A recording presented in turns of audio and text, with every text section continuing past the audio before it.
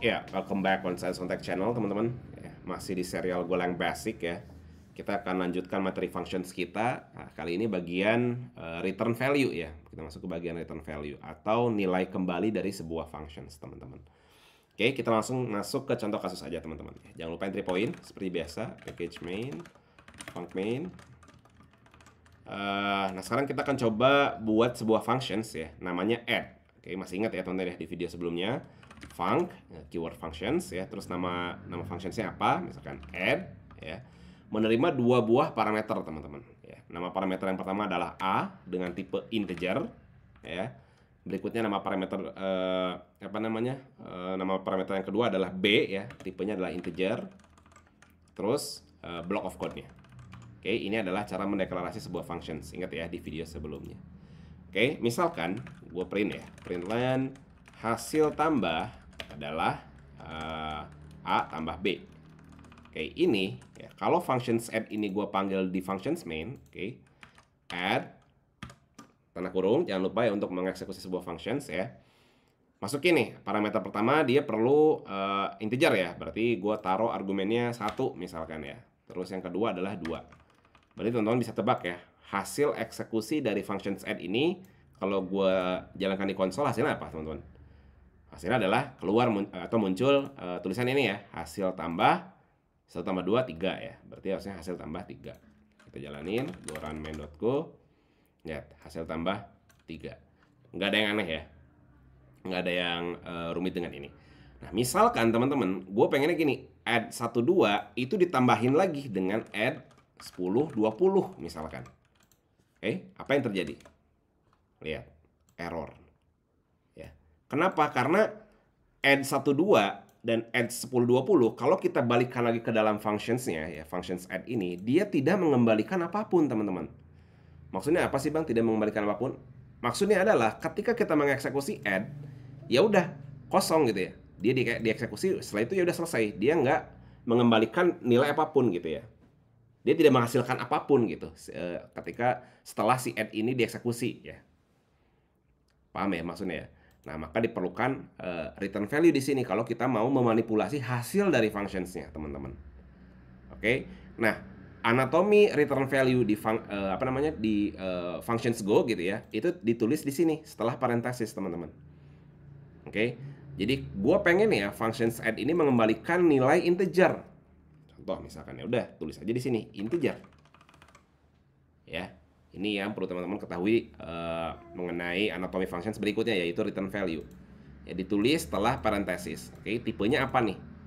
Ya, artinya add ini, ya, functions add ini setelah dieksekusi dia harus mengembalikan nilai integer teman-teman dengan keyword return tentunya. Return A ditambah B gitu.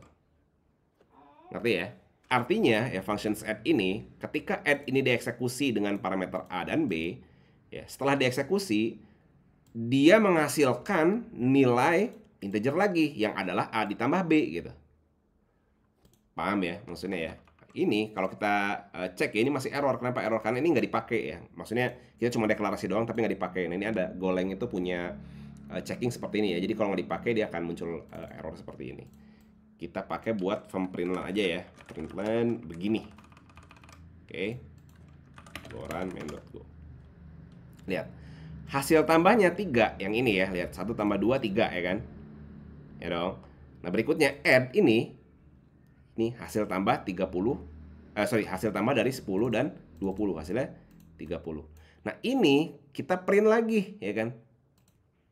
Ya, add 1, 2 ini kan 3 ya. Ditambah dengan add 10, 20 kan 30. Berarti 3 tambah 30, 33. Nah ini kita print nih 3-3-nya. Oh muncul di konsol 33. Ngerti ya maksudnya ya. Jadi ini sebenarnya kita bisa store dalam variabel teman-teman. Jadi misalkan hasil 1 gitu ya. Add 1 dan 2.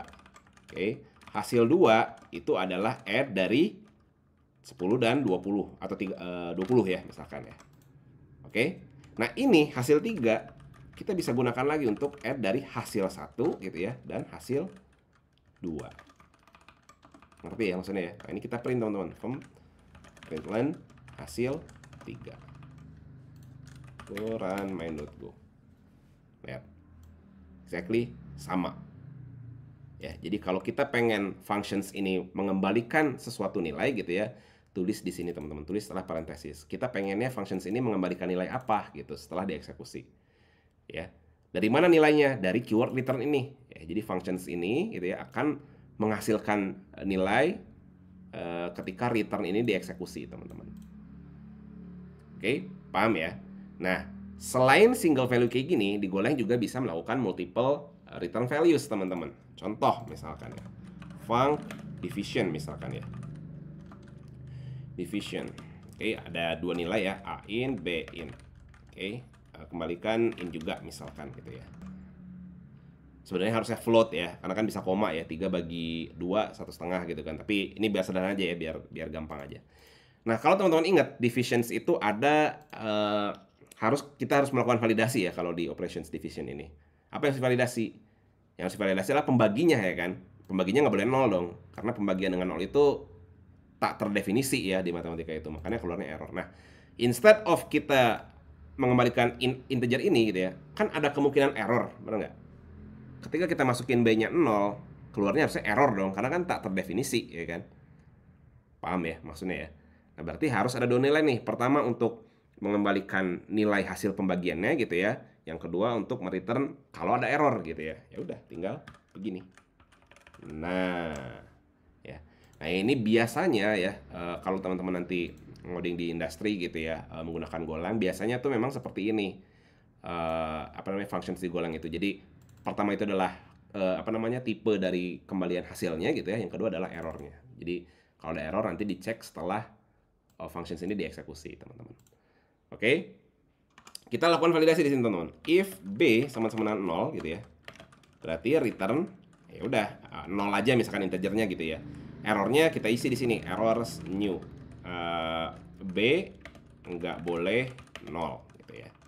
Nah, kalau misalkan selain 0 berarti kan harusnya berhasil ya, bisa dibagi ya kan. Berarti return ya A dibagi B ya kan. Errorsnya nil aja. Kenapa kita bisa taruh nil? Karena error di Golang itu adalah interface, sebuah interface ya. Buat teman-teman yang baru pindah dari bahasa pemrograman lain ya, pindah ke Golang, takutnya bingung gitu ya, errornya adalah sebuah interface. Nah, buat teman-teman yang baru ngoding, nanti akan gue jelaskan masalah interface ini di bagian video sendiri gitu ya. Oke, jadi tapi intinya kita bisa mereturn sebuah nil error seperti ini. Artinya apa? Artinya, oh nggak ada error gitu. Paham ya? Nah, ini kalau kita pakai teman-teman, di bawahnya ya. Ini kita komen dulu aja ya, biar sederhana. Nah, sekarang kita cobain si functions division ini, teman-teman. Oke, misalkan hasil 1 itu adalah division dari 1 dan 2, misalkan ya. Oke, nah ini kalau kita jalanin ya, println hasil 1, oke, go run main.go, nah lihat, muncul error. Assignment mismatch, one variable but division returns two values. Ya, berbeda dengan functions add yang sebelumnya ya, hanya mengembalikan satu nilai integer. Ya, sekarang divisions mengembalikan dua nilai nih, ada integer dan error. Tapi kita assign ke satu variabel aja nih. Ya, bingung dong. Hasil satu ini apakah integer atau error gitu kan? Kita nggak tahu gitu kan. Paham ya? Kalau di add ini kan udah obvious ya, udah integer ya pasti hasil satu jadinya integer juga kan. Oke, nah karena ini mengembalikan dua nilai, berarti kita harus masukin ke dua variabel juga. Nah, biasanya namanya adalah R gitu ya. Jadi integer ini masuk ke hasil satu, errornya ini masuk ke variabel R.